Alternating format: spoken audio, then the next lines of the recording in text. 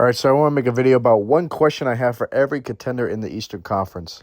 And my main question for the Knicks is, can they repeat? Now, they did lose Mitchell Robinson in the offseason. That is definitely a huge loss for them. I mean, he won them a championship again in offensive rebound in that fourth quarter. So the offensive rebound is definitely going to be a problem. I still think they're going to be a fine rebounding team with Cat on the team and OG. But, I mean, outside of that, they don't lose many players in the offseason. Like, they brought back Shimon and Alvarado. They still have their core. They're starting five. I think the Knicks will still be fine. My question obviously is, will they repeat? I don't think so. I just don't think with how good the East is this year and also the West still being great, especially if they face the Thunder in the finals. I just don't see this team repeating though. But I mean, the Knicks are still going to be at the very minimum Eastern Conference Finals team. All right, now the Miami Heat. My biggest question for them is, where does the playmaking come from? Obviously, Giannis is a great playmaker, and Bam has his times of being like a hub and a decent creator, what he can be. Spoelstra puts him in right places. These guys can be good playmakers. But if the Heat don't go out and get like a Russell Westbrook-type player in the offseason, where does the playmaking come from? You're not going to get it from Davion Mitchell. You're not going to get it from, obviously, Tim Hardaway or Andrew Wiggins. And can Giannis really be like that guy to playmake all season? You know, I feel like this is going to be a year where the Heat kind of like, this reminds me of like LeBron when he first joined the Lakers, where the Heat kind of just like, they obviously want to contend, but also are fine with like not them being like a championship contender just yet. Maybe they'll see what the pieces they need around Giannis at Bam and then go forward for next offseason. But if this team doesn't go out and get a playmaker, I think the Heat are going to really struggle in the regular season. So I do think they need more shot creation, but playmaking is my biggest concern and my biggest worry for them. Now for the Pacers, this one's kind of obvious. Will Tyrese Halliburton be the same off the Achilles injury? Now, he did miss a full season, so you have to think. Halliburton hasn't played basketball since June of 2025.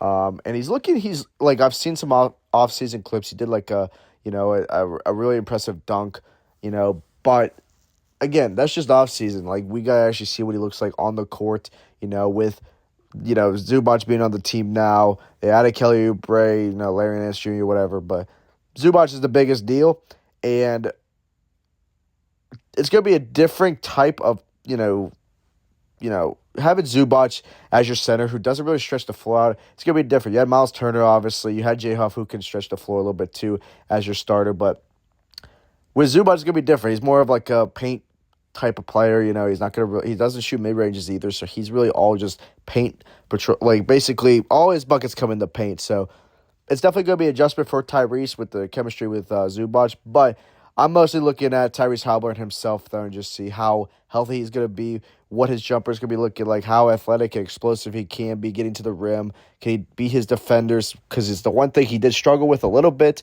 Now that he's already had a major injury, can he do that?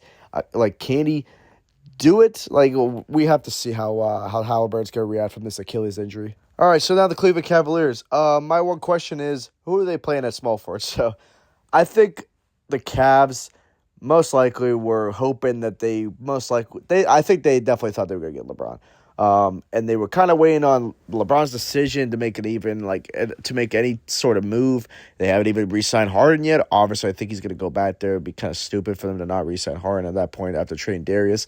But I think they really relied on LeBron coming back to Cleveland. And they did sign Mario Hezonja, who was good in the EuroLeague. And there's been reports of them getting Watson or Kuminga. I do like both additions, possibly Watson or Kuminga, but I just think this team is definitely going to take a step back now with Dean Wade being gone and Keon Ellis, obviously, who didn't play much, but still going to be a decent loss to your bench. And I just think the Cavs are still just like, they made the Eastern Conference, but they got swept in the conference finals. And I just think this team is going to take a step back from what, with so many good Eastern Conference teams, they're going to be another team, I think, that just is going to be struggling to make a playoff spot this year. The Philadelphia 76ers. Now, my biggest question for them is kind of obvious. I mean, is there too many shot creators on this team? You obviously have Tyrese, Embiid, LeBron, Jaylen Brown, and VJ Edgecombe. Is that too many for one ball? You obviously have. You've had those years where there's Harden and Kyrie and Durant on the Nets. You had the Russ, LeBron, AD experiment. I think this is going to work. I think LeBron at age 42, obviously, he's going to be more like a point guard type role for this team. I don't think I have to worry about LeBron. I think my biggest worry is Jaylen Brown being on the team. I think Jaylen Brown still will be great for the Sixers, but I'm kind of worried with like the whole like Jaylen Brown's not a great playmaker. He doesn't really do much off ball. I mean, like it's gonna be definitely an adjustment period for all these guys. Like I wouldn't be surprised if this team's like 5-5 for the first 10 games. So don't be like overreacted after 10 games. I think you should obviously overreact if it's January and they still can't get their shit figured out. But yeah, my biggest question for them is can they coexist? Or will there be too many egos to feed at this point? So. But I still think this is going to be a really good team. I think they're going to be top 4 if everything pans out. And if Embiid stays healthy, that's another big question. But my biggest question was just, is there too many shot creators on this team? All right, Atlanta Hawks. My biggest question, can Jalen Johnson take another leap offensively this season? Jalen Johnson really struggled in the playoffs last year, especially with his shot creation. I mean, I think he only averaged 19 and 10. He was really good rebounding and, playmaking, but he was very limited in the half-court offense. They obviously picked up Lou Dort. So their defense is going to be even better this year, I think, with Lou Dort. Dyson Daniels still be on the team. Drafted Kingston Fleming, who's probably the best guard defender in the draft. They obviously brought back CJ McCollum on a 1-year deal. That's a great move. I really do like this Atlanta team. I don't know. Are they a top 6 team, though? Are the Atlanta Hawks any better than the teams I just mentioned?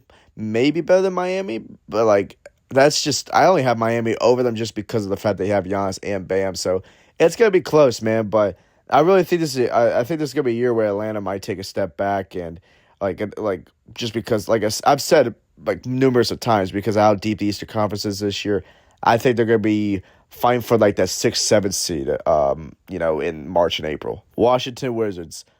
Obviously, it's Anthony Davis. Can Anthony Davis stay healthy?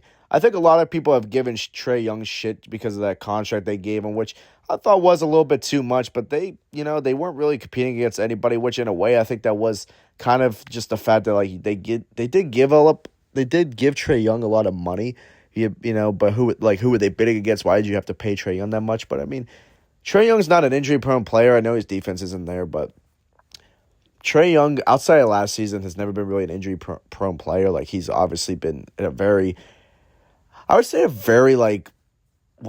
healthy player. He's played at least 60 games most of his career. At this point, if you get 60, 65 games out of a playoff at 82-game season, that's a win in my book. So, and it all matters about how much Anthony Davis is going to play. Anthony Davis has been very injury-prone outside of that 24 season with the Lakers since, the bubble. And will there be too much Trae and AD, if they do stay healthy, do they maybe fizzle out AJ DeBanza out of the lineup? They don't give him as many touches even though he's the first overall pick. That's also another concern I have. Will these other guys like Sarr and Koulibaly and Keyshawn George, will they get enough touches now that they have AD and Trae? Because obviously they're trying to go for a direction where they want to win. I don't know. It's going to definitely be it's going to be interesting to see. I think Wizards are still going to be pretty solid. I think they're going to be around where the Hawks are also. I don't think they'll be a top 5 seed, but I'd be pretty impressed if they were. Even though I think depth-wise, I think this team is actually probably one of the deeper teams. But, I don't know. We'll see. All right, so I'm not even going to spend much time on this topic because I'm really fucking tired of even hearing about the Kawhi Leonard, fucking trade to Toronto and the whole aspiration, everything, the investigation. I can make a whole video about that. For right now, if the trade doesn't fall through, if the trade falls through, just say hypothetically, Kawhi stays with the Clippers, and, the Raptors don't get Kawhi and they keep Ingram or whatever, obviously the Raptors are going to take a step back. But if they have Kawhi, I think if you get 60 games out of Kawhi, this is a top 4 team in the Eastern Conference. Defensively, this is probably outside Miami, the best defensive team in the Eastern Conference. We're obviously going to just say hypothetically that the Raptors, obviously the trade happens and Kawhi Leonard is on the Raptors. But biggest question is, how healthy can Kawhi be? Can he duplicate another 65 game season? And can he be all NBA possibly again? And obviously Scotty Barnes. Can Scotty Barnes take a leap offensively too? All right, next we got Tatum. So my biggest question is, what does this team look like if Tatum were to go down with a fucking injury? I'm sorry, but this team is going to be terrible if they lose Jason Tatum to an injury. And even if he only plays 40 to 50 games, this team is really going to struggle. They have to hope that Paul George somewhat even has a resemblance of a I just say hypothetically, like at 1920 Paul George, where he averages 21 a game on 40% 3-point shooting. Like they have to hope that Paul George at least has somewhat of a like 20-point per game season, because outside of Payne Pritchard, this team is really not great. Like Mitchell Robinson was a great signing, but Derek White he just was not good last year. I mean, I'm sorry, I don't know why people overrate Derek White like that, but he was just not good last season. Wasn't good in the playoffs. I don't expect him to get better this season with like more of an offensive load again, like he did last year. Just with instead of Jaylen Brown, they have Tatum this time, who's obviously a better playmaker. But off ball, like his shooting was just not great. He didn't even shoot 40% from three. Like it was just not a good season from Derek White and Payne Pritchard. Like you're gonna have him off the bench as your main scorer, but that's really all you got. And like I said, you have to hope that Paul George just has a 50 to 60 game type season and just stays healthy for the playoffs, because this team is really just I just don't believe in this team. I think some people like this Celtics team. I really just don't. All right, and lastly we got the Orlando Magic. So the Orlando Magic, they were up 3-1 last year against the Pistons. Obviously, Franz goes down. I think they probably win that series. Honestly, if Franz don't go down. It's not really a hot take or anything like that, but can this team, this is another health one, but can this team stay healthy? Can this team get Franz to play at least like 50 to 60 games? Can Franz and Paolo play in the playoffs together? And can Paolo take a leap next year to where like this is low-key a make or break type of season for Paolo Banchero? Like I think like if Paolo struggles this season, he's not even an all-star or makes an all-NBA team. I think the Magic look at shopping him next offseason.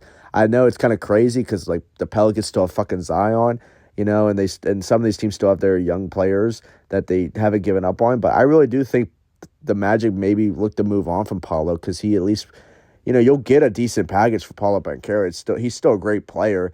I just think like, with the jump shot consistency and can he play next to Franz, and do the Magic look at Franz Wagner as their best player possibly? They could, especially if next off season or next season where they make playoffs or something, Franz outplays Paolo in the playoffs, or Paolo still has the same struggles while he was very consistent in the playoffs last year. He was good and bad at times for them.